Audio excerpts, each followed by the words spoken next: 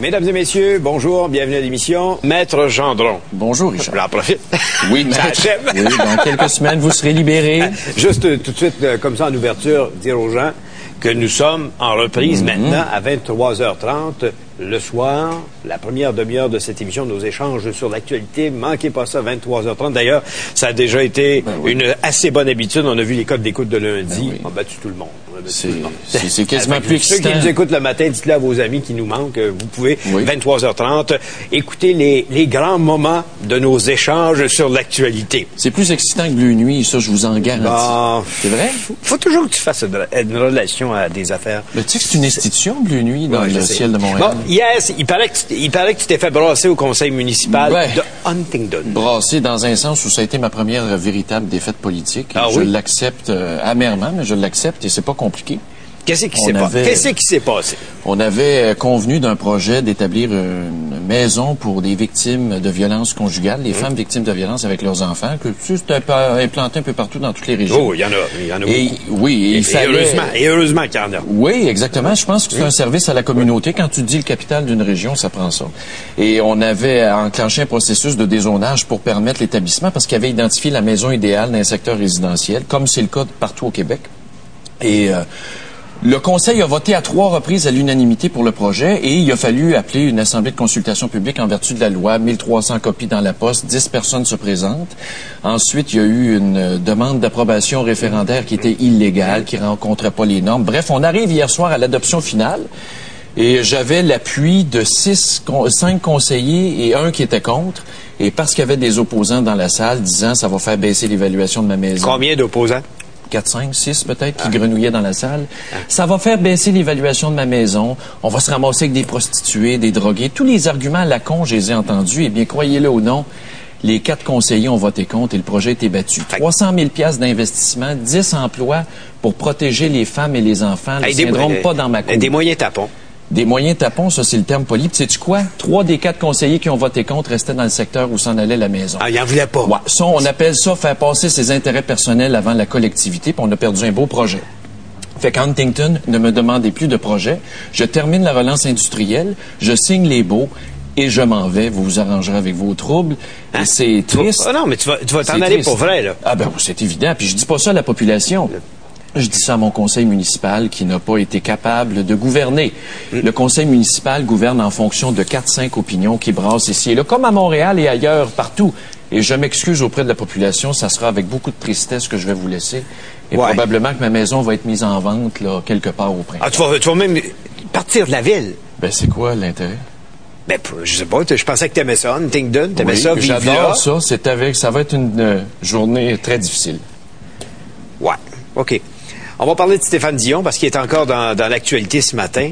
On apprend qu'il a nommé un conseiller à la transition. Ça existe. Là. Quand un nouveau chef arrive pour placer son monde, pour dire lui va faire ça, lui va faire ça, tu fais ce qu'on appelle un conseil de transition, un comité de transition. Et dans le comité de transition, il a mis Rob Brydon. On apprend que Rob Brydon, c'est un gars qui a contribué 50 000 $ à sa caisse, qui lui a fait un prêt. C'est-à-dire que Stéphane Dion devrait rembourser Rob Brydon pour sa campagne. Ah, 50 000 $, c'est peut-être pas beaucoup d'argent, mais en même temps, c'est le personnage qui soulève beaucoup de questions. Parce que quand tu regardes ça, tu te dis, Rob Brydon, ça a été le propriétaire des sénateurs d'Ottawa. Quand ça a été en difficulté, il était proche comme ça de John Manley, qui a déjà voulu être chef du Parti libéral, qui a déjà songé à se présenter. John Manley avait tricoté des affaires pour aider des sénateurs d'Ottawa qui sont finalement placés sous la loi de la faillite, sous la protection de la loi de la faillite. Il devait 60 millions. Il a payé le monde 600 000 pour régler, c'est-à-dire qu'il a fourré du monde pour 59 400 000 $. Des gens qui n'ont pas reçu ce qui leur était dû, des sénateurs d'Ottawa. Puis c'est ce gars-là que Stéphane Dion prend puis met tout de suite à côté de lui en disant « Veux-tu m'organiser ça à Ottawa? » Attention, le porte-parole de Stéphane Dion, André Lamarre, a dit « Nous avons choisi M. Brydon, et je cite, pour les compétences en gestion de M. Brydon qui sont reconnues par tous. » 60 millions de faillites, c'est allô, la reconnaissance. Non, Oui, mais écoute, ça commence mal. Là. Oui. Ça commence très mal. Et ça fait dire, évidemment, au président du Conseil du Trésor chez les conservateurs, Stéphane Dion avait raison quand il dit qu'il a bien appris de Jean Chrétien. Oh, mais attends une minute, j'en ai une bonne pour toi. Réponds à la question suivante. Comment se fait-il que le chef de cabinet de Ronan Ambrose est un ex-membre de la droite religieuse active? On l'a-tu engagé pour ses compétences ou son idéologie? Tu sais, à un moment donné, c'est pas parce que ton chef de cabinet... Il travaille dans l'environnement. En quoi la religion... En quoi c'est un spécialisé en droite religieuse? Tes engagements religieux doivent... Non, il était spécialisé dans un groupe de lobbyistes de droite religieuse que c'est qui connaît en environnement. Donc, ça me fait dire qu'il faut pas mettre tout le monde dans le même panier. Il y a Dion, puis il y a sa gang, mais ça veut pas dire que Dion va être le décalque de sa gang. Non, mais Rob Brydon, c'est un exemple assez flagrant. Écoute, s'il fallait éliminer toute la gang qui n'a pas d'affaires là, il en resterait plus beaucoup. Et que penser de Bob Ray? Bob Ray qui demande au Parti libéral de lui rembourser ses dettes encourues. Écoute, le gars a encouru une dette de 850 000 $, des emprunts pour 850 000 $ pour se présenter à la chefferie. C'est deux fois ce que Stéphane Dion a emprunté. Et là, il veut que le parti lui rembourse. Moi, je lui donne raison là-dessus. Pourquoi? Parce que Bob Ray a déclaré, dans la course à la chefferie, ça a suscité de nouvelles adhésions. Du nouveau membership. Ça a fait du marketing pour le parti et le parti a collecté aussi. Il en a profité. La preuve, c'est que Bob Ray s'est mis tout nu. Puis apparemment, ça a fait élever... les codes d'écoute. Oui, puis le nombre de membres. Donc, il veut le retour de la marchandise sur son costume d'Adam. Non, tu sais quoi la préoccupation? Si tu mettais un costume d'Adam, nos codes d'écoute seraient probablement à 10 000, 200 000. La préoccupation, lâche-moi avec ça. Cœur-moi pas avec ces niaiseries-là. Mais tu trouves pas que l'argument de Bob Ray est vendeur? Je suis pas de même, là. Il est pas vendeur? Pas vendeur partout, tu as vu le résultat. Mais le résultat fait en sorte qu'il doit de l'argent. Et il doit surtout de l'argent à son frère, John, j'en ai déjà parlé. Oui. John, qui est le vice-président de Power Corporation, qui lui a prêté 3/4 millions. Comment peut-il rembourser avec son salaire l'argent qu'il doit à son frère? Et ça, il y a 18 mois pour le faire, sinon c'est punissable d'amende et d'emprisonnement. Oui, de peine de prison légère. Légère. Quand même. Mais si le parti devait rembourser, est-ce qu'ils ont les moyens, techniquement, financièrement? Ben, si tu veux aller en élection, t'es mieux de te garder un peu d'argent. Parce que si il t'en manque dans une campagne électorale, puis disons qu'on peut pas penser que le Parti libéral est aussi riche que le Parti conservateur. Mais parlant de remboursement, est-ce que les libéraux ont remboursé l'argent des commandites? Tu sais, Lapierre disait qu'il s'était mis dans un compte Intrust. Je ne sais pas. Bonne question. Je sais pas, avant qu'il arrive à TQS, il pourrait peut-être nous répondre. Non, je ne sais pas. Mais quand même. Puis tu as vu les sondages ce matin. Première page, Journal de Montréal. Dion en lune de miel avec les Québécois. On fait un sondage dans la presse. Sondage Léger Marketing. Dans la presse, sondage CROP. Il y a un écart de 5 points sur les intentions de vote des Québécois. 5 points de différence dans les deux sondages. À la poubelle, les sondages, là, il est trop tôt. Donnez-nous le temps de respirer, prendre notre gaz égal, on va le juger, puis on décidera après. Ça c'est vrai, très bonne attitude, mais es-tu surpris quand même de la relation assez intense qui existe entre le Québec et Stéphane Dion? C'est surprenant, la lune de miel aussi forte. On l'aurait pas cru, ça non plus. Hein? Il y a deux surprises. Son élection, puis que le Québec... Mais oui, mais t'es pas 67% des gens au Québec disent que, ouais, finalement, c'est pas si Mais mal. oui, mais c'est... Nous autres, on fait des vedettes avec rien. On fait des vedettes du jour au lendemain. Je me sens visé, là. Excuse-moi. Non, mais quand même, c'est surprenant. T'arrives comme ça, comme un cheveu sur la soupe, tu fais un couvre-feu, puis tu deviens vedette. Oui, je me souviens, on avait eu un débat ici. Tu sais que ça a été un des premiers débats qu'on a fait ensemble. Oui, une de nos premières confrontations. Oui, c'est Denis Lévesque, qui est maintenant ailleurs. Et battu. Oui, en reprise, quand même. Non, mais quand même, faut le dire. Mario Dumont était parmi nous ce matin. Ouais. Gildor Roy, dans son émission, lui a posé quelques questions sur la possibilité que tu fasses le saut en politique. Saut, S-A-U-T, pas S-O-T, là. Parce que tu pourrais dire, on a... Mario Dumont est un grand patineur. Il pourrait avoir un rôle dans les airs. Ah oui, les escapades. Mais ça s'en vient, là, c'est le temps des fêtes. Écoute Mario Dumont. Il y a des rumeurs qui courent à l'effet que Stéphane Gendron aurait été approché par le DQ pour être candidat. Est-ce que c'est vrai? Non, non. En fait, je respecte bien Stéphane.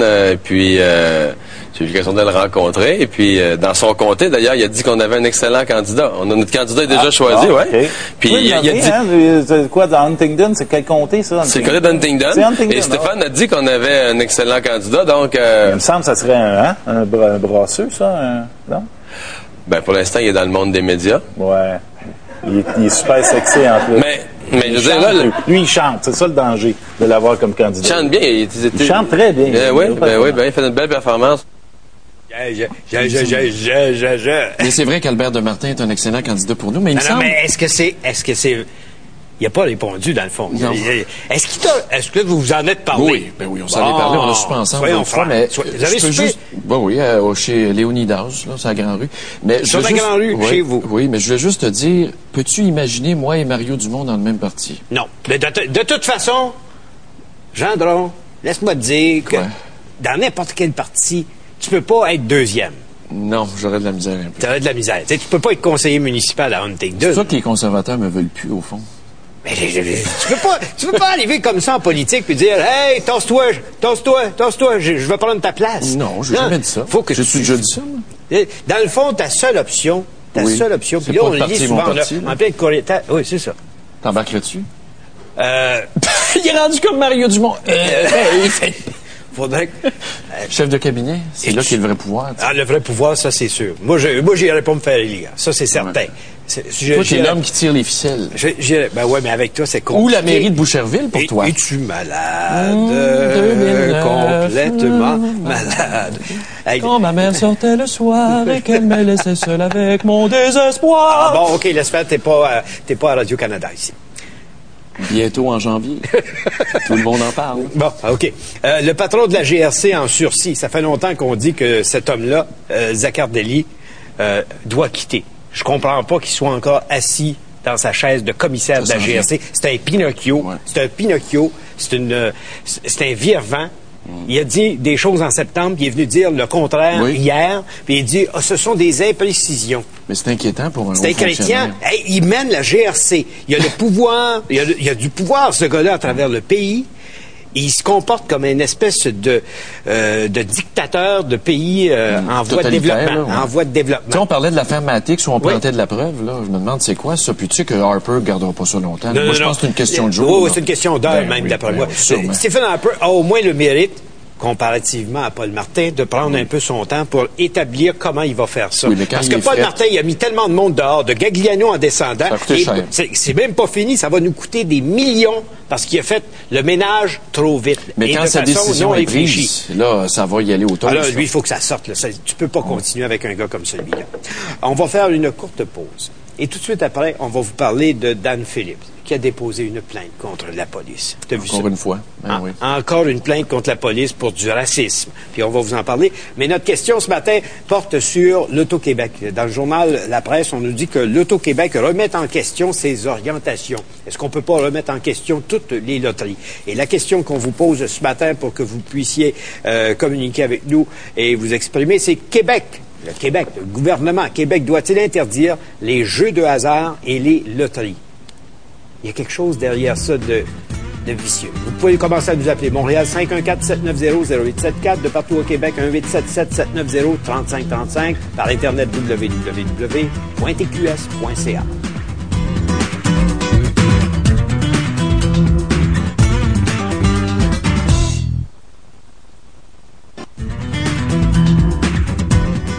Tu te rappelles, il y a une couple de mois, parlant de minorité, que le Parti québécois avait été secoué par le départ de deux femmes là, qui disaient qu'on ne fait pas de place aux minorités visibles dans des comtés prenables, c'est-à-dire Oui, des comtés où est-ce forteresses, qu'on a des chances de gagner.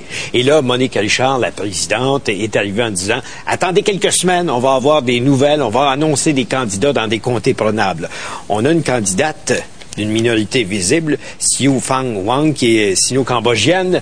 On lui a trouvé un comté. Tout un. Hein? Tout un. Elle va se battre. Marguerite Bourgeois. Marguerite Bourgeois, ça va être là qu'on l'envoie Contre la tigresse. à l'abattage contre Mme Jérôme Forget. Monique Jérôme Forget a une gagné tigresse. avec 70% du vote. Ah oui, puis elle n'est pas battable. Tu vas- ben non, puis dans ce comté-là, tu ne peux pas. Impossible. Le PQ a jamais été Le PQ, là-dedans. c'est marqué encore, le PQ n'a rien prouvé, les minorités culturelles. T'envoies la première candidate de minorité, tu l'envoies contre la tigresse, comme tu dis. Oui, mais Jean-Alfred, qui était de peau noire, lui, Oui. avait vaincu dans l'Outaouais, tu t'en souviens, du temps de René Lévesque. Mais c'était une Ouais, exception. mais c'était une exception. Là. C'était une exception. Puis l'Outaouais, je sais pas, il y avait C'était contre les peut-être... gens de l'Outaouais? Non, non, mais il y avait une faiblesse, peut-être de la représentation fédéraliste à l'époque. Tu penses? Oui. Ça se pourrait. Je pense pas. Mais J'en suis convaincu. Tu as raison, Marguerite Bourgeois, il n'y a pas de chance. Tant qu'à être sur les minorités, parlons de notre ami Dan Phillips. Oh, ça se peut-tu? C'est-tu triste, ça? Qui se dit encore le représentant de la communauté noire, la Ligue des Noirs, et là, qui l'a fondé, qu'on subventionne, et là, qui, avec cet argent-là, va poursuivre la police de Montréal à la suite de l'arrestation d'individus de race noire qui ont été accusés, mais ensuite libérés relativement à un viol collectif, là, une affaire qu'on pensait reliée aux gangs de rue. Oui, mais bon, on s'en souvient, la fille avait disparu de la carte pendant un certain temps. Les Noirs n'ont pas été arrêtés parce qu'ils étaient noirs. Non. Les Noirs ont été arrêtés parce qu'ils ont été identifiés par les prétendues victimes qui dit, ces gars-là m'ont violé. Et en plus, la procureure de la Couronne a analysé le dossier. C'est elle qui a porté les accusations. Pourquoi s'en prendre à la police là-dedans? La police a fait son travail. Oui, mais c'est une manie pour mettre la police sur ses gardes. Oui, et la communauté noire, à chaque fois qu'elle a une chance de frapper sur la police, ça fait en sorte que les policiers, d'une fois à l'autre, ils se disent toujours qu'il faut que je fasse attention. Je veux pas me retrouver en déontologie. Je veux pas passer 3 ans à être poussé de crayon dans le bureau parce que je peux pas sortir parce qu'il y a une enquête sur moi. Comment ça coûte ces enquêtes-là? Et qui paye pour ces enquêtes-là? C'est tous vous autres assis dans votre salon. Ah oui, avec vos chèques parce que les policiers en cause vont avoir des avocats, la Ville va avoir des avocats, la Ligue des Noirs va avoir des avocats, va demander plus d'argent en subvention, ça finira plus. Ben oui. À un moment donné, là, il me semble... Quand est-ce qu'on va arrêter de se donner des tapes à la gueule? Puis pourquoi la police est frustrée? S'auto-mutiler, là. Puis la police est frustrée aujourd'hui. Tu parles à des jeunes policiers, ils peuvent plus agir, ils vont te le dire. La police n'a plus de pouvoir. Fait que c'est ça qu'on a comme société. Ouais. Bon, l'Auto-Québec remet en question ses orientations. C'est bien, ça. C'est bien de se remettre en cause de temps en temps. Moi, je me remets en cause, là. Tu trouves pas ça bizarre? Moi, là, quand l'Auto-Québec annonce qu'elle se remet en question, ma préoccupation, c'est que quand ça arrive aujourd'hui, c'est que ça fait déjà un sacré bout de temps qu'on a dépassé les normes. Et là, on parle de jeux pathologiques, c'est bien entendu. Surtout. Donc, si on a... C'est comme dans le système de la santé. Là. Quand on se met à enquêter sur une affaire, c'est parce qu'il est déjà trop tard, il s'en est trop passé. Oui. Alors, là, l'Auto-Québec se remet en question. C'est normal. Le gouvernement veut plus d'argent en disant, faites moins de lieux de paris. Enlever des vidéos poker, enlever l'offre de jeu. Mais l'Auto-Québec, c'est une machine publicitaire extraordinaire. Le matin que tu enlèves ça, d'abord, il y a du monde dans les journaux, ici à la télévision, à la radio, il y a de la publicité qui entoure l'Auto-Québec. Il y a de l'investissement là-dedans. Oui, mais quand même, c'est du vice pareil. Puis, tu sais, quand tu vois Bill Kennett dans l'Outaouais, les gens de la Gatineau, vous le connaissez, Bill Kennett, qui fait des demandes d'accès pour savoir combien de gens se sont suicidés dans le parking du casino du Lac-Lémy. On n'a pas rêvé ça. Il y a des problèmes. Moi, je pense qu'on devrait carrément l'interdire. Point à la ligne. C'est de l'argent sale. Non, là, tu charries, par exemple. Ben oui, mais voyons donc, on abuse du pauvre monde qui joue là-dedans. Mais demain matin, mais demain matin, on n'a pas de l'Auto-Québec. On va aller chercher où l'argent que l'Auto-Québec donne au gouvernement? Ben, écoute, à un moment donné, on se mettra une vraie priorité au gouvernement. Point à la ligne. OK. Bon, on va en parler avec Léopold Lauzon, qui est professeur de sciences comptables à l'UQAM, qui est en ligne avec nous. Monsieur Lauzon, bonjour. Bon, Monsieur Desmarais, premièrement, je dois vous informer que je vais vous rapporter au conseil de presse pour les propos absolument irrévérencieux que vous venez de dire à propos des pousseux de crayon. Je pense que c'est pas gentil à mon endroit. Vous savez que je suis comptable. Je vois pas c'est quoi le problème avec les pousseux de crayon. Vous voulez pas vous insulter, M. Lauzon? Oui, mais vous l'avez fait pareil. Il aime Isabelle Adjani, lui aussi. Ouais. Bon, comment voyez-vous ça, la remise en question de l'Auto-Québec? Bon, écoutez, moi, je suis d'accord avec M. Gendron. Écoutez, théoriquement, je sais bien que nos gouvernements n'auront pas le courage de le faire, mais ce qu'il faudrait faire, parce que c'est un fléau, on minimise ce fléau-là, le jeu, ça serait de fermer tout ça. Et là, M. Desmarais, vous allez me dire, oh non, il radote pas en cause sur Cuba, mais Fidel Castro le fait dans les années 50 quand il a pris le pouvoir. Il n'y a plus aucune loto, il n'y a plus de jeu pas en tout à Cuba, alors qu'avant, c'était la salle de jeu des Américains. Et puis, où aller chercher l'argent? Monsieur Desmarais, ça serait fait. Écoutez, l'argent, là, actuellement, vous lisez les journaux. Bon, depuis une semaine, on nous annonce des indices records à la Bourse de Toronto, des profits records pour les entreprises. Les banques, vous avez vu les profits. Ouais, un gouvernement qui est courageux peut aller chercher de l'argent ailleurs, c'est-à-dire dans ceux qui en ont, ceux qui ont de la richesse, parce que l'argent, elle est là. Puis là, quand vous dites songez, le gouvernement, s'il avait été sérieux, il y a eu une occasion en or, il a retiré 1900 machines à poker des bars, etc. Il aurait pu les éliminer. Non, il les a transférées dans un endroit qui nous coûte, qui augmente aussi l'offre de jeu, les pistes de course qui sont pas rentables, les gens n'en veulent plus. L'idéal, ça aurait été de fermer les pistes de course et puis de dire les 1900 machines à poker, on les retire du marché. Mais M. Lauzon, là, on se mettra pas la tête dans le sable, là. Oui. Ça va que les gens vont aller parier ailleurs. Ben oui, mais il faudrait, monsieur, écoutez, tout ça, là, c'est ça, nos gouvernements, vous avez raison, M. Desmarais, ce sont des maudits hypocrites. Moi, je regarde les chaînes spécialisées de sport. Avant, il y avait beaucoup de tournois de billard, de pool. Il y en a plus pas tout. À tous les soirs, c'est du poker puis du blackjack avec une publicité intensive pour apporter les personnes âgées, les jeunes, etc. Le pauvre monde, c'est une taxe sur le pauvre monde. Mais ça, il faudrait réglementer ça. À télé, il est bien évident que si vous ouvrez votre poste de télé, puis vous avez des tournois de poker puis de blackjack à tous les maudits soirs, puis de la publicité, puis des poupounes, etc. Puis d'un autre côté, vous dites que vous songez peut-être à réduire là. Ça, c'est nous prendre, comment dire, pour des andouilles. OK. Est-ce que le gouvernement, là, tantôt vous me donnez des exemples, mais est-ce que le gouvernement, là, il fait pas un drôle de jeu en disant je veux plus d'argent, mais faites attention au monde? Est-ce qu'il y a véritablement l'intention de faire attention au peuple? Ben voilà, pense pas. Écoutez, tous les gouvernements, je veux pas là juste frapper sur le Parti libéral. Le Parti québécois était aussi pire, sinon plus.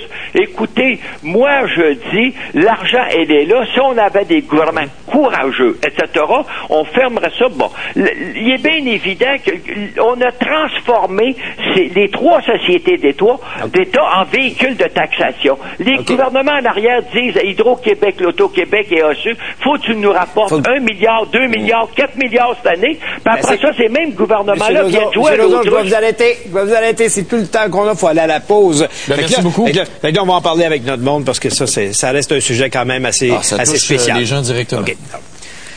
Notre question aujourd'hui, Québec doit-il interdire les jeux de hasard et les loteries? La réflexion en cours, semble-t-il, à l'Auto-Québec.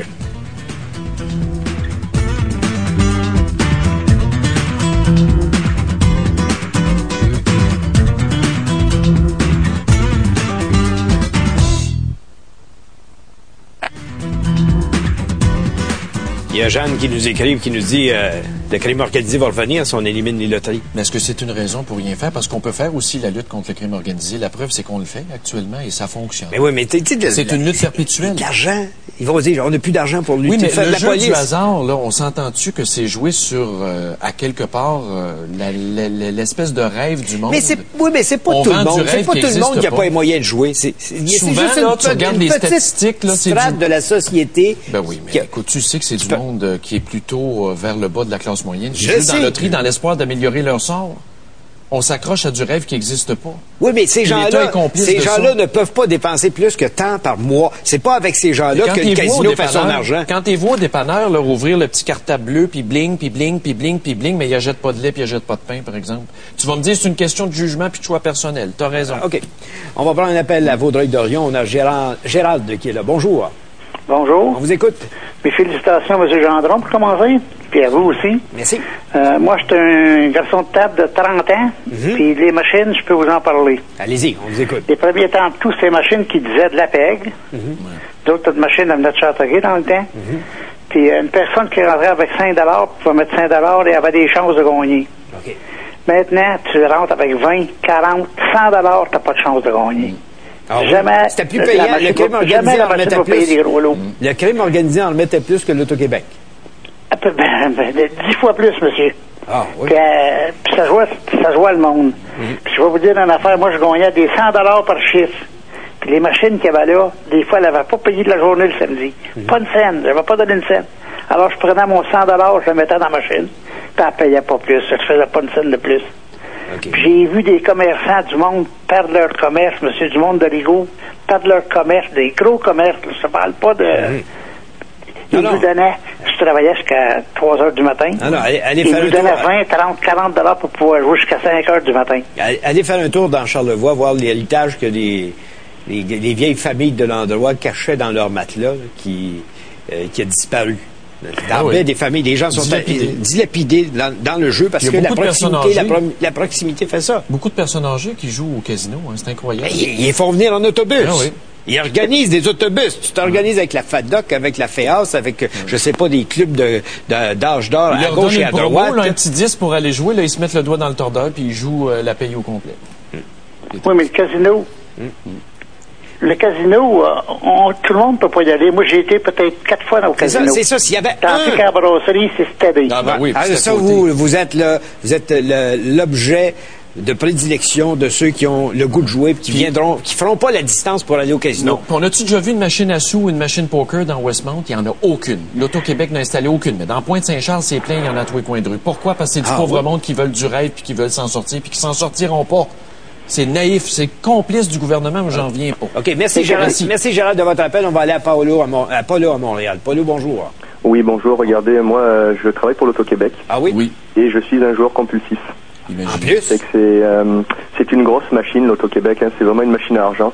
Puis d'un côté, ils vont aider le monde pour se déresponsabiliser en ouvrant il y a des centres pour nous aider. Mais de l'autre côté, il y a d'autres joueurs, il y a d'autres personnes qui deviennent des joueurs. C'est que c'est toujours un cercle vicieux, ça finit jamais. Je vais vous dire, moi, je suis un joueur compulsif, puis c'est vraiment les machines. Ça touche beaucoup plus les joueurs compulsifs, c'est vraiment les machines à sous. Les machines dans les bars.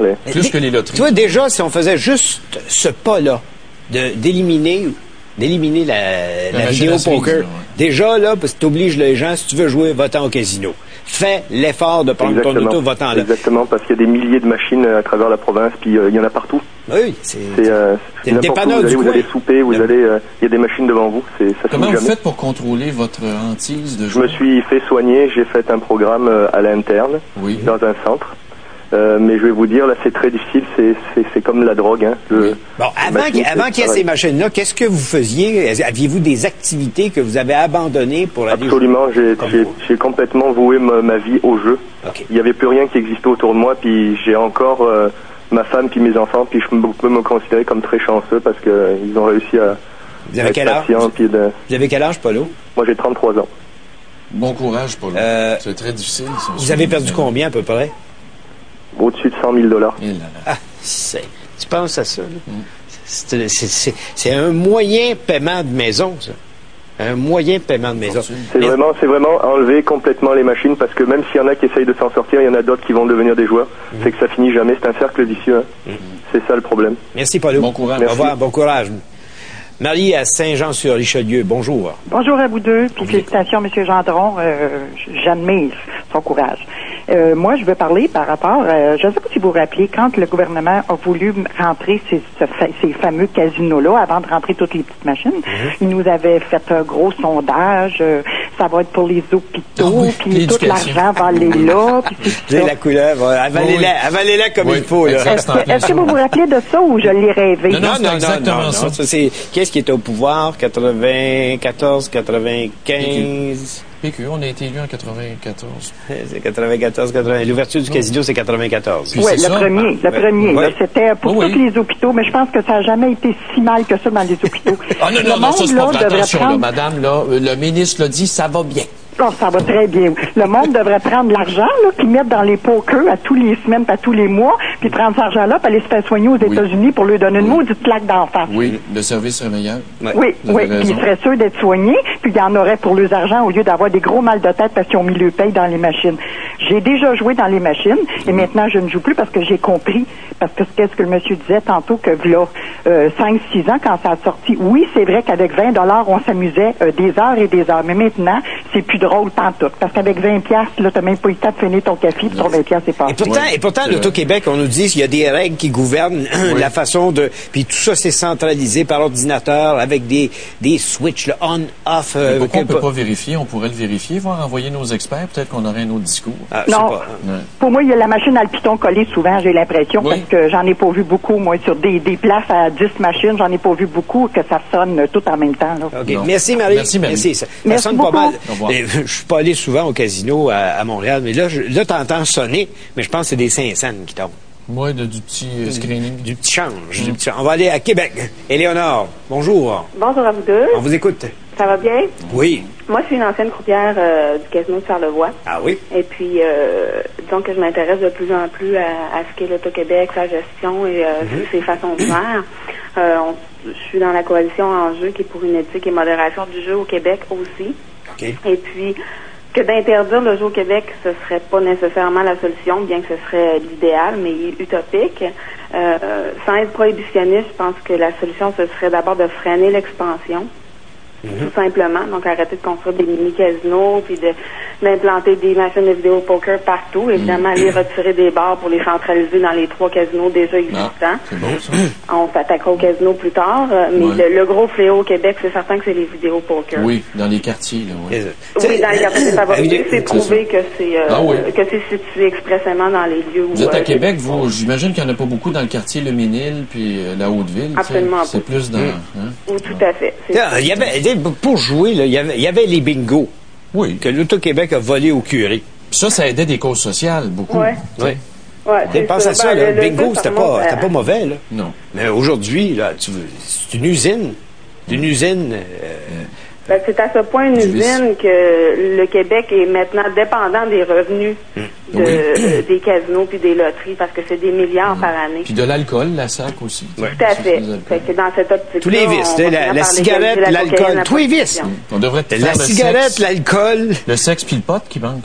C'est ça, on il a manque bouclé la de ça, boucle. finalement. Mais sur ça, le tabac, par exemple, justement, je pense que si les loteries et les jeux de hasard étaient légiférés de la même façon que le tabac l'est, c'est-à-dire pas afficher les commanditaires, pas de publicité, tout ça, il y aurait moins de sollicitations et je pense qu'il y aurait moins de malades du jeu. Moins exposés, c'est vrai. Bien sûr. Quand il t'annonce 35 millions à la 649, c'est ça salive, les gens salivent. J'en veux. Comme si l'argent rendait heureux. C'est ça. Merci, Léonard. Merci de votre appel. On va faire une courte pause. Je vous rappelle, notre question ce matin, on nous dit que l'Auto-Québec est en réflexion. On va les aider. Québec doit-il interdire les jeux de hasard et les loteries? Interdire, au complet, là.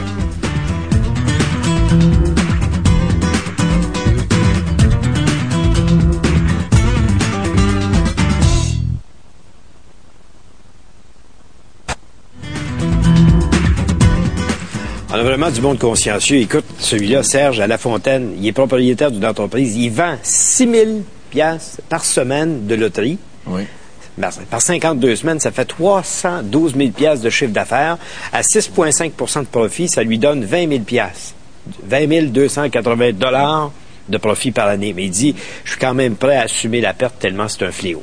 Ah oui, imagine, il est sur le terrain, lui. Il vend de la loterie. Oui. J'ai ici Daniel de Saint-Chrysostome qui nous dit, au fond, je résume son message, que c'est une taxe des pauvres. Ils n'ont pas le courage de nous taxer directement. Ils nous teasent avec le jeu, mais ils empochent quand même. Mais oui. Et j'ai Sophie ici de Berthierville qui nous dit, j'ai même vu des gens perdre leur héritage de leurs parents, des divorces. Il y a des enfants qui ont faim à cause du jeu. Et sais-tu ce que Sophie me dit en terminant? Stéphane, je viendrai avec toi n'importe quand. Ça me remonte le moral ce matin. Merci. Ça vient faire quoi dans un discours comme celui qu'on tient sur les loteries? Je vais t'expliquer, c'est joindre l'utile à l'agréable. Bon, OK. On va prendre un appel. J'ai perdu ma ligne. À qui est-ce qu'on doit parler? T'as perdu ta ligne? Simon. On a Simon, je pense, en ligne. Bonjour. Bonjour. On vous écoute. OK. Moi, j'ai 20 ans. Je suis un étudiant de Québec, donc je viens pas vraiment de Montréal. Les machines à vidéo poker, j'en vois d'un bar de temps en temps, mais pas plus que ça. Okay. Cet été, j'étais allé à Montréal voir un spectacle avec mes amis. Le soir, on décide d'aller au casino.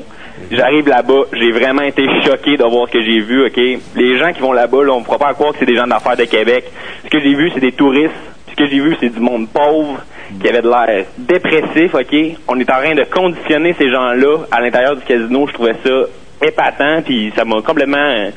jeté à terre, sérieusement. Là, quand je suis revenu dans le métro, là, je voyais le monde qu'ils revenaient du casino. Ils venaient de perdre ce qu'ils avaient donné. Okay? Puis t'étais capable de savoir qu'ils avaient perdu. Je regarde le gars, il regardait le métro. Là, j'avais peur qu'il se pitche dedans. Simon, il y a quand même dans un casino une clientèle qui sait ce qu'elle fait, qui a les moyens de jouer. Voilà, tu parles d'une clientèle upscale qui est riche, qui est allée à l'école, qui sait se contrôler. Mais tu sais, quand tu rêves de devenir riche... Exactement. OK, t'envoies, vous avez raison. Mais à cause des jeunes. À cause de monde incapable, à cause du monde incapable de se contrôler, tu vas te priver des revenus et tu vas priver le reste de la société d'un certain plaisir. C'est là que j'ai de la misère. Tu sais, c'est l'éternel débat parce que on va-tu fermer les bars, on va-tu, tu sais, parce qu'il y a des alcooliques, tu sais, je le sais que la question... On interdit de fumer partout, sauf dans des salons de l'Assemblée nationale ou à peu près. Quelle hypocrisie. Quelle hypocrisie. On interdit de fumer, mais on continue de vendre des cigarettes. Ben oui, puis on collecte la taxe, puis on soigne pour le cancer du poumon. C'est ça qui est illogique. OK.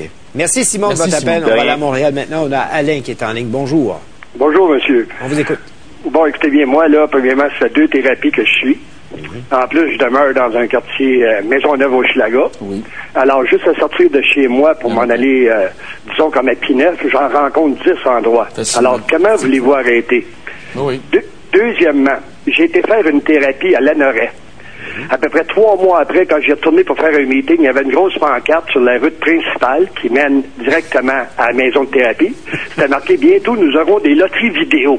Alors, vous savez, comme à 5 minutes d'une maison de thérapie, ils vous mettent des machines. Puis ils les annoncent. Les annonces. Alors, comment voulez-vous arrêter? C'est bien beau que le gouvernement paye des thérapies, mais on dit on retombe dans le même trou. Vous retombez à la même place. Moi, là, je suis obligé de vendre mes maisons, monsieur, parce que ça fait 3 fois que j'ai l'hypothèque, puis je suis obligé de déménager d'ici parce que je vais tout perdre. Fait que je suis obligé de m'en aller de mon coin parce que le gouvernement, il se fout de moi. Puis, vous savez, j'ai fait un petit peu de recherche. Puis, vous savez que c'est les machines loterie vidéo qui font vivre les 3 casinos de Montréal, les 3 casinos. Parce que, vous savez, moi, là, écoutez, je mettais des 1000 $ par jour. 1000 par jour? Oui, 1000 par jour, monsieur. Je pourrais vous dire, écoutez, c'est 300 000 $ que je mets. C'est pour ça que je suis obligé de vendre. Alors, écoutez bien, c'est drôle que j'y allais pas au casino. Parce que quand vous finissez de travailler à 7 heures, vous êtes tout crotté. Vous n'irez pas au casino de Montréal. Par contre, les machines, allez vers 7 heures dans les tavernes. Vous allez voir, c'est tous les gars de la construction qui sont là. Puis les gars de la construction, ils mettent pas 20 $. Mais on va pas au casino. Pensez-vous que le monde de 5 et 10 $ qui jouent des machines vont s'en aller au casino de Montréal? Je trouve ça tellement niaiseux qu'ils aient pas ouvert le casino de Montréal dans le centre-ville. Trouvez-moi un casino qui n'a pas d'hôtel. Oui, mais Alain, je me fais l'avocat du diable. Je comprends votre situation. Je suis très sympathique à votre cause. Mais si je vous pose la question, qu'est-ce qui a fait que vous jouez? C'est là qu'il y a le problème aussi. Bon, ben regardez bien. Je vais vous donner. Moi, ce qui m'a sauvé d'un sens, c'est que je suis célibataire, monsieur. Oui. OK?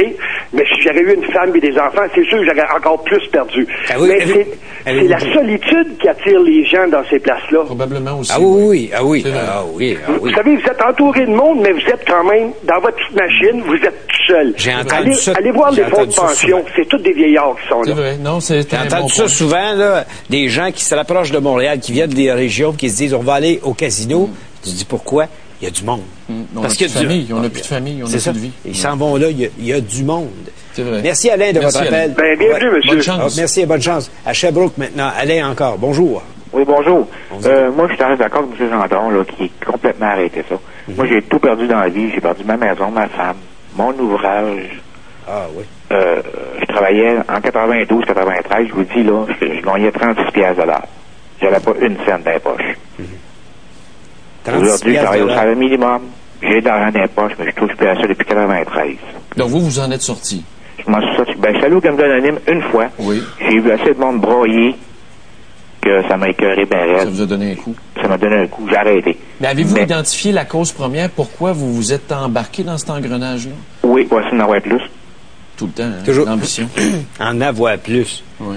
Pourtant, tu sais qu'on vit dans une société comme ça, de toujours en avoir plus. On nous passe des téléromans style Dallas, Glamour, Love Story. Si on met 50, 100 $, 200 $, 300 $, j'ai déjà mis 5 000 $ dans une soirée.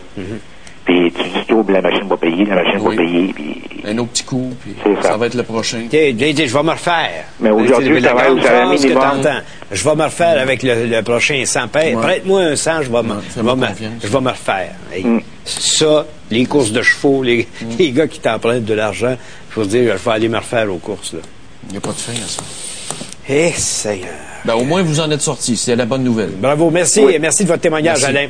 Merci. Au revoir. On va aller à Québec. On va aller retrouver Dave Leclerc pour connaître le sujet du Grand Journal à midi aujourd'hui. Bonjour, Dave. Bonjour à vous deux. Écoutez, il y a exactement 17 ans, Polytechnique, Marc Lépine faisait irruption et abattait 14 femmes uniquement parce qu'il en voulait aux femmes.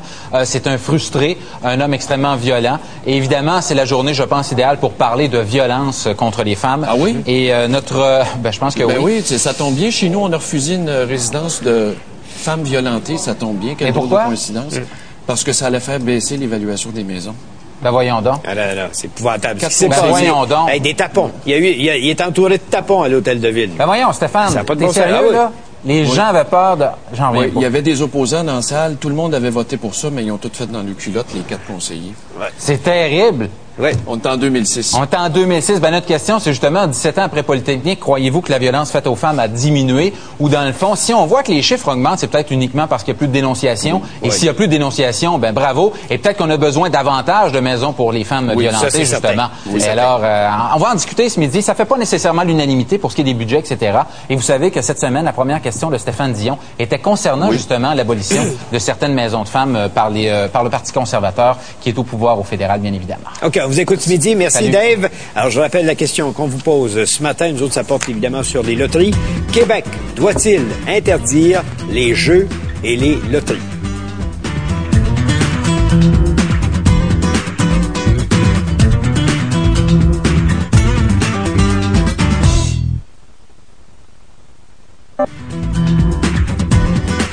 M. Lamotte à Laval dit « C'est une honte de voir que l'État s'est substitué au crime organisé pour faire des milliards au profit et aux dépens de gens malades. » C'est là. D'un point de vue philosophique, là, théorique, je suis pour l'abolition complète. On ne devrait pas en avoir. Mais d'un côté pratique, la solution d'Éléonore, qui nous a appelé tout à l'heure, je pense que c'est la meilleure. De concentrer ça dans les 3 casinos. Mais c'est ça qu'on a dit qu'on voulait faire, mais qui aboutit pas. Comment ça se fait qu'une bonne idée n'aboutit pas? C'est québécois. C'est québécois. Écoute, on s'est fait faire un référendum ou une consultation publique. Une table de pilotage. Oui. Demandez à Mme Triolet. Elle serait bonne là-dedans pour cette fois-ci, au moins. Non, mais on s'est fait compter qu'au casino, il y a des gens qui vont jouer avec une couche pour prolonger le jeu sans être obligé d'aller aux toilettes. On va pas perdre ta machine. Imagine si la couche déborde. Hey! Y a-t-il des débordements de couches au casino? Si vous êtes au courant, appelez-nous. Envoyez-nous un courriel. OK. François, maintenant, à Rouyn-Noranda, bonjour. Oui, bonjour. Bon, vous êtes loin des casinos. Oui, mais sauf que nous autres, en 95, moi et mon frère, on a parti 3 kiosques de l'Auto-Québec dans 2 métros puis un Loblaw. OK. Et puis au début, la première année, on a vendu 300 000. La dernière année, 5 ans plus tard, 1 500 000. Monsieur. Oui. Et puis les gens, même, on a vu des gens privés des enfants de boire du lait pour pouvoir acheter des billets. Aujourd'hui, on a un dépanneur. Et puis, qu'est-ce qui me choque le plus, c'est que quand tu vois que l'Auto-Québec commence ses gros lots vers la 3e semaine du mois, quand les personnes âgées reçoivent leur chèque, et puis l'aide sociale. Moi, là, je trouve ça aberrant. Ils recyclent leur propre argent qu'ils envoient dans le système. Oui, tu envoies de l'argent à une cité sociale, mais tu l'envoies quand le gros lot est à 15, 20, 25, 30 millions. Ils disent, je vais prendre une chance. On en met les Hells en prison parce qu'ils blanchissent de l'argent, eux autres, ils la recyclent. Ouais. Qu'est-ce qui est choquant, ce que je trouve dans l'Auto-Québec aussi, c'est que on peut passer 10-15 minutes avec des clients pour leur vendre des billets qu'ils veulent avoir sur le terminal ou des gratuits, et puis tu reçois 6 cents en compensation. 6 cents? De chaque dollar vendu. Ben oui. Puis eux autres je trouve ça un peu spécial. Oui. On est les employés de l'Auto-Québec, mais on ne reçoit pas grand-chose. Vous devriez vous syndiquer. Faites une requête au Code du travail, c'est ça? Oui. OK, merci François de votre témoignage. Valérie, maintenant, à Québec. Bonjour. Bonjour. On vous écoute. Écoutez, moi, je crois qu'on devrait abolir tous les jeux de hasard parce que le 75% de ma famille, je vous dirais, est accroché à ces jeux-là. Donc, des cas moins graves, des cas plus graves. Et puis, moi, je suis originaire de Pointe-Saint-Charles. Oui. Donc, vous comprendrez que je suis très contente que le casino reste à sa place parce que j'ai vu la pauvreté qu'il y avait à Pointe-Saint-Charles et je trouve que c'est dément de déplacer un casino dans un si petit quartier comblé de pauvreté, là. Mais ça aurait donné de l'emploi aux gens quand même. Ça aurait relevé... vous pensez pas que ça aurait relevé le niveau de vie en faisant travailler peut-être 1000 personnes du quartier?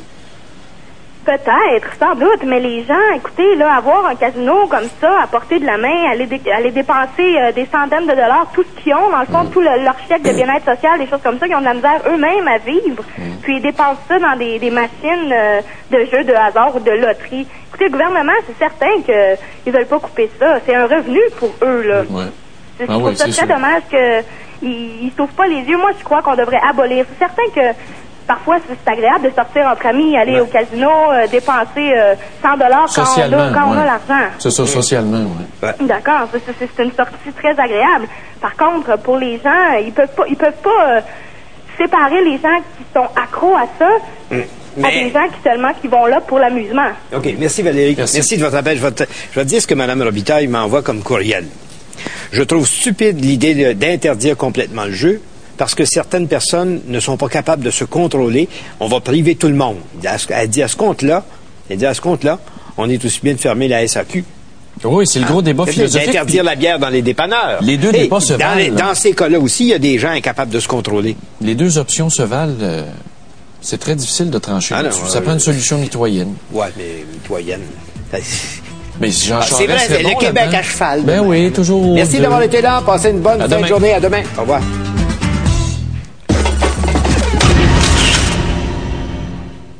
Un peu partout dans toutes les régions. Oh, il y en a beaucoup. Oui, il fallait... heureusement qu'il y en a. Oui, exactement. Je pense que c'est un service à la communauté. Quand tu dis le capital d'une région, ça prend ça. Et on avait enclenché un processus de dézonage pour permettre l'établissement parce qu'il avait identifié la maison idéale dans un secteur résidentiel, comme c'est le cas partout au Québec. Et le Conseil a voté à 3 reprises à l'unanimité pour le projet et il a fallu appeler une assemblée de consultation publique en vertu de la loi. 1300 copies dans la poste, 10 personnes se présentent. Ensuite, il y a eu une demande d'approbation référendaire qui était illégale, qui rencontrait pas les normes. Bref, on arrive hier soir à l'adoption finale et j'avais l'appui de 5 conseillers et 1 qui était contre. Et parce qu'il y avait des opposants dans la salle disant ça va faire baisser l'évaluation de ma maison. Combien d'opposants? 4, 5, 6 peut-être, qui grenouillaient dans la salle.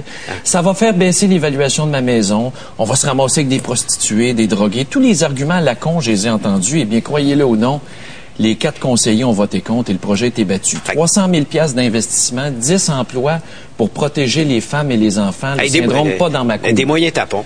Des moyens tapons, ça c'est le terme poli. Sais-tu quoi? 3 des 4 conseillers qui ont voté contre restaient dans le secteur où s'en allait la maison. Ah, ils n'en voulaient pas. Ouais, ça, on appelle ça faire passer ses intérêts personnels avant le Conseil du Trésor chez les conservateurs. Ouais.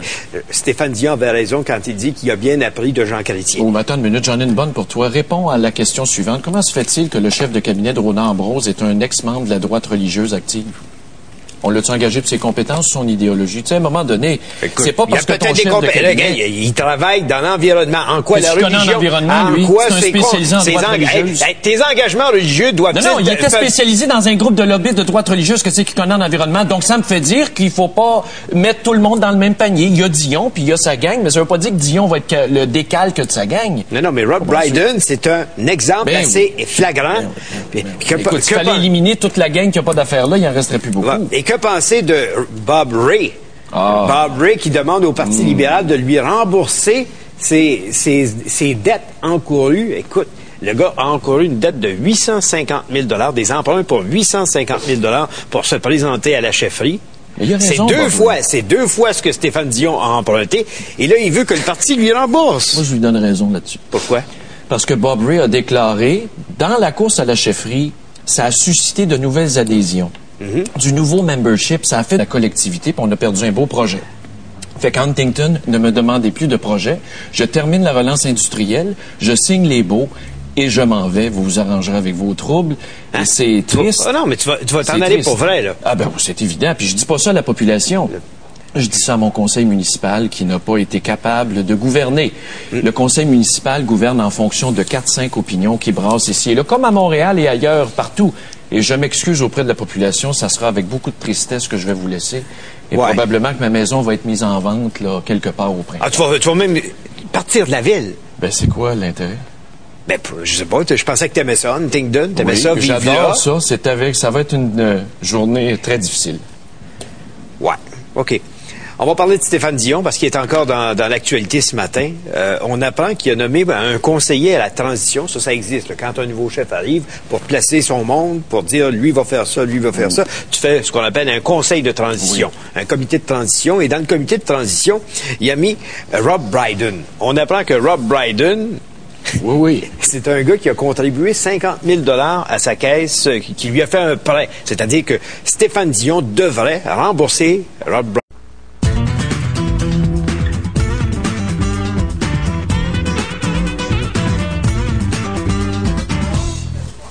Mesdames et messieurs, bonjour, bienvenue à l'émission. Maître Gendron. Bonjour, Richard. J'en profite. Oui, maître. Ça achève. Oui, dans quelques semaines, vous serez libéré. Juste tout de suite, comme ça en ouverture, dire aux gens que nous sommes en reprise maintenant à 23h30 le soir, la première demi-heure de cette émission, nos échanges sur l'actualité. Manquez pas ça, 23h30. D'ailleurs, ça a déjà été une assez bonne habitude. On a vu les codes d'écoute de lundi. On a battu tout le monde. C'est quasiment plus excitant. Ceux qui nous écoutent le matin, dites-le à vos amis qui nous manquent. Vous pouvez, 23h30, écouter les grands moments de nos échanges sur l'actualité. C'est plus excitant que Bleu Nuit, ça, je vous en garantis. C'est vrai? Faut toujours que tu fasses une relation à des affaires. Mais tu sais que c'est une institution, Bleu Nuit, dans le ciel de Montréal. Bon, hier, il paraît que tu t'es fait brasser au conseil municipal de Huntingdon. Brasser dans un sens où ça a été ma première véritable défaite politique. Je l'accepte amèrement, mais je l'accepte et c'est pas compliqué. Qu'est-ce qui s'est passé? On avait convenu d'un projet d'établir une maison pour des victimes de violences conjugales, les femmes victimes de violences avec leurs enfants. Que c'était un peu Biden pour sa campagne. Pour sa campagne. 50 000 c'est peut-être pas beaucoup d'argent, mais en même temps, c'est le personnage qui soulève beaucoup de questions. Parce que quand tu regardes ça, tu te dis, Rob Brydon, ça a été le propriétaire des sénateurs d'Ottawa. Quand ça a été en difficulté, il était proche comme ça de John Manley, qui a déjà voulu être chef du Parti libéral, qui a déjà songé à se présenter. John Manley avait tricoté des affaires pour aider des sénateurs d'Ottawa qui sont finalement placés sous la loi de la faillite, sous la protection de la loi de la faillite. Il devait 60 millions. Il a payé le monde 600 000 pour régler, c'est-à-dire qu'il a fourré du monde pour 59 400 000 piastres. Des gens qui n'ont pas reçu ce qui leur était dû, des sénateurs d'Ottawa. Puis c'est ce gars-là que Stéphane Dion prend puis met tout de suite à côté de lui en disant « Veux-tu m'organiser ça à Ottawa? » Mais attention, le porte-parole de Stéphane Dion, André Lamarre, a dit « Nous avons choisi M. Brydon, et je cite, pour les compétences en gestion de M. Brydon qui sont reconnues par tous. » 60 millions de faillites, c'est la reconnaissance. Non, mais écoute, ça commence mal. Ça commence très mal. Et ça fait dire, évidemment, au président du